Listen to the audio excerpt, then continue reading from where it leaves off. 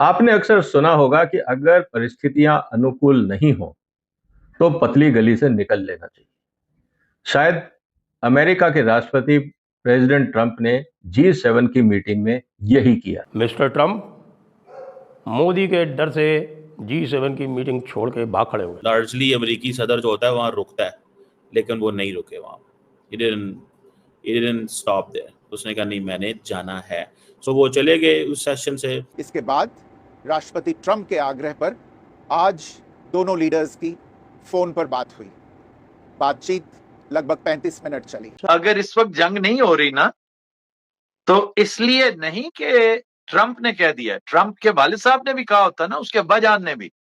तो जिस शख्स का नाम मोदी है और जो उसके गिरदो नवा में पाए जाते हैं, नरेंद्र मोदी, देखें, India is a big power, one must admit it, in a sense के उसका हुजम इतना बड़ा है। It's so diplomatically important, it's so big in a sense कि वो कहते हैं कि नहीं, इसको मिलना जरूरी है। प्रधानमंत्री मोदी ने राष्ट्रपति ट्रंप को स्पष्ट रूप से कहा कि 22 अप्रैल के बाद भारत ने आतंकवाद के खिलाफ कार्रवाई करने का अपना दृढ़ संकल्प पूरी दुनिया को बता दिया था। उनको कोई रोक नहीं सकता। और कोई ट्रंप जो दिन में 70 दफा, लेकिन मोदी साहब से ना मिलना जो है ना, that is also a breaking news. और उसके लिए सारी बात है, एक लॉजिक मौजूद है, और वो लॉजिक ये मौजूद है कि भाई साहब, हम तो इसलिए नहीं मिल रहे, कि भाई हमें तो इस चीज़ को जहन में रखें कि वो हम क्यों मिले उन्हें। हमारे घर में लड़ाई शुरू हुआ उधर, और आप कह रहे हैं कि आप उनको मिलें, हम नहीं मिल सकते। तो ये एक चीज़ जो है वो नरेंद्र मोदी के हक में वो चीज़ बैठ जाती है कि भाई असल मकसद तो ये है।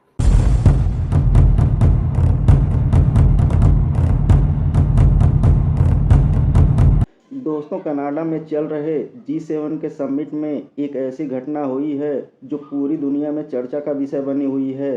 पीएम मोदी जैसे ही G7 के समिट में पहुंचे, उन्हें देखते ही अमेरिकी राष्ट्रपति डोनाल्ड ट्रंप G7 की मीटिंग छोड़कर चले गए और उनका ये कहना था कि मुझे और भी काम है, इस वजह से मैं यहाँ और नहीं रुक सकता। दोस्तों, पिछले एक महीने से अमेरिकी राष्ट्रपति डोनाल्ड ट्रंप ने भारत और पाकिस्तान के बीच हुए सीज फायर को लेकर जितने झूठ बोले हैं, यही वजह है कि वो पीएम मोदी का सामना नहीं कर सके और G7 की मीटिंग छोड़कर चले गए। आइए देखते हैं इस पर पाकिस्तानी मीडिया क्या बातें कर रही है, फिर मिलते हैं वीडियो के अंत में। मिस्टर ट्रंप G7 की मीटिंग में पहुंचे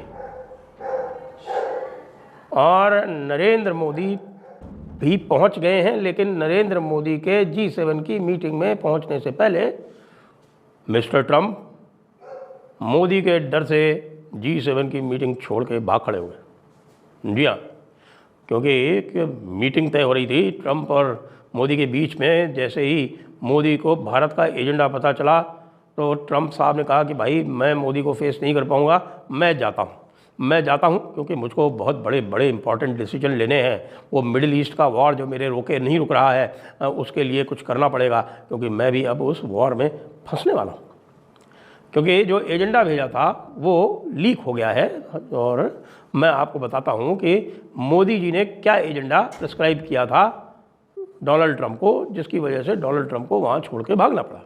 क्योंकि डोनाल्ड ट्रंप को सबसे पहले जो सवाल पूछ रहे थे मोदी जी, वो ये कह रहे थे कि भाई ऐसा है कि ये देखिए कि आप दुनिया भर में क्लेम कर रहे हैं, आपने मुझसे बात भी नहीं की, आपकी मेरी कोई बात हुई नहीं जब भारत और पाकिस्तान का युद्ध चल रहा था। उसके बाद भी आप पूरी दुनिया में क्लेम करते घूम रहे हैं कि आपने भारत को ट्रेड की धमकी देकर, टैरिफ की धमकी देकर भारत और पाकिस्तान का युद्ध रुकवा दिया। तो भाई, अब आप युद्ध क्यों नहीं रुकवा पा रहे हैं? बीबी नेतन्याहू ने तो आपके लाख मना करते हुए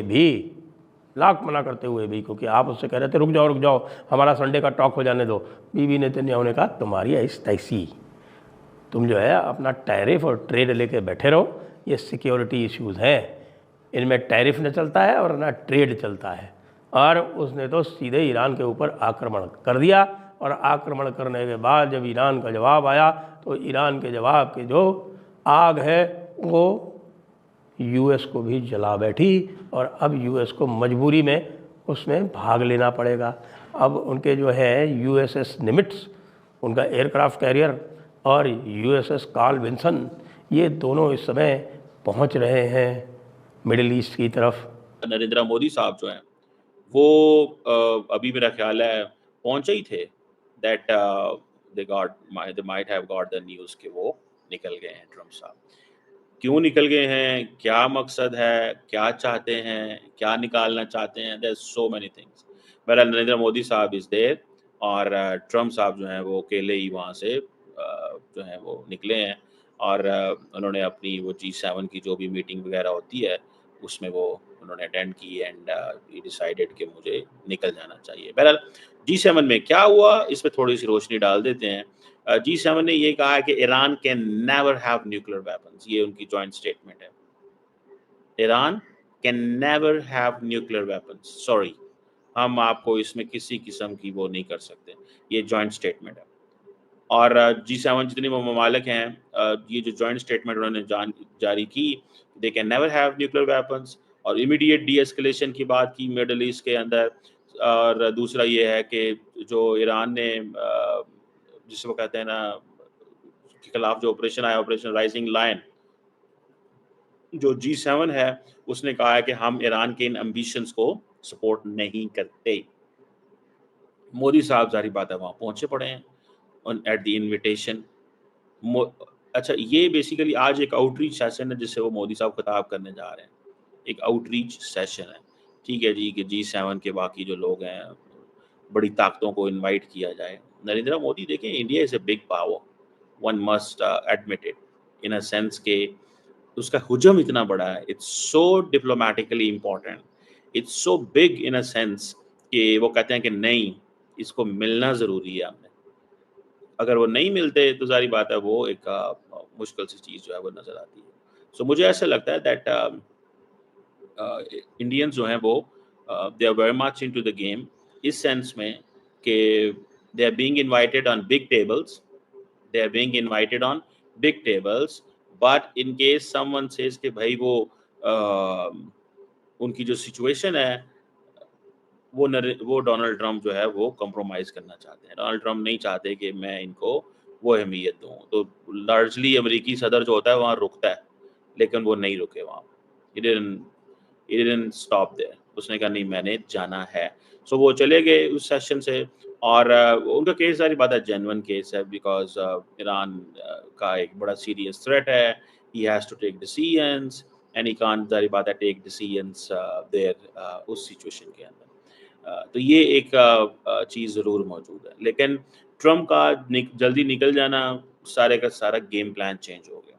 और अब क्योंकि अमेरिका एडिशनल कैपेबिलिटीज़ दे रहा है मिडल ईस्ट के अंदर, रिसोर्सेज दे रहा है, अमेरिकन ऑफिशियल जो हैं वो इवन के अमेरिकन ऑफिशियल्स को कहा जा रहा है कि भाई टाइम आ गया है, शुरू करो कैंपेन, दिस दैट ये वो, बहुत सारी चीज़ें जो है ना दे आर बीइंग आस्क्ड, ठीक है जी, कि तुम जो है वो आपको चाहिए कि आप कुछ ना कुछ करें।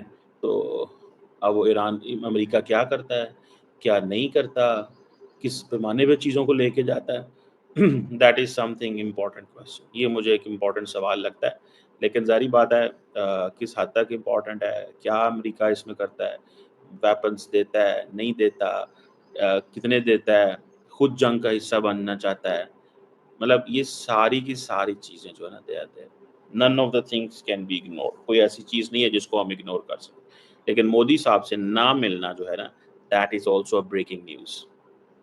और उसके लिए ज़ाहिर बात है एक लॉजिक मौजूद है, और वो लॉजिक ये मौजूद है कि भाई साहब हम तो इसलिए नहीं मिल रहे, हम तो इसलिए नहीं मिल रहे कि भाई हमें तो इस चीज़ को ज़हन में रखें कि वो हम क्यों मिले उन्हें, हमारे घर में लड़ाई शुरू हुआ है उधर, और आप कह रहे हैं कि आप उनको मिलें, हम नहीं मिल सकते। तो ये एक चीज़ जो है वो नरेंद्र मोदी के हक में वो चीज़ बैठ जाती है कि भाई असल मकसद तो ये है। बहरहाल इवन देन अमूमन ये ऐसे हुआ नहीं है। ये जो फैमिली पिक्चर ली गई है, ये इसमें जो दूसरे लोग हैं उनको भी जिसे वो कहते हैं ना इनवाइट किया जाता है, जो लीडरशिप होती है दूसरे मुल्कों की। लेकिन इस दफ़ा उन्होंने क्या किया है कि फैमिली पिक्चर में सिर्फ़ कोर G7 के लोगों को खड़ा किया है। आई मे बी रॉन्ग, मैं थोड़ा-सा स्टडी कर रहा हूँ इसको, सिर्फ़ देख रहा हूँ, मैं जानने की कोशिश पूरी कर रहा हूँ। कि मैं आपको बता सकूं कि ये गेम हुई क्या है वहां पे। This is something may be very unexpected for many people कि इन्होंने किया क्या है इस दफा। जो इनके करीबी इत्तेहादी हैं, जिनको ये अहमियत देना चाहते हैं G7 वाले, उनको उनके साथ तस्वीर ही नहीं ली, और वजह इसकी क्या है, नोबडी नोज।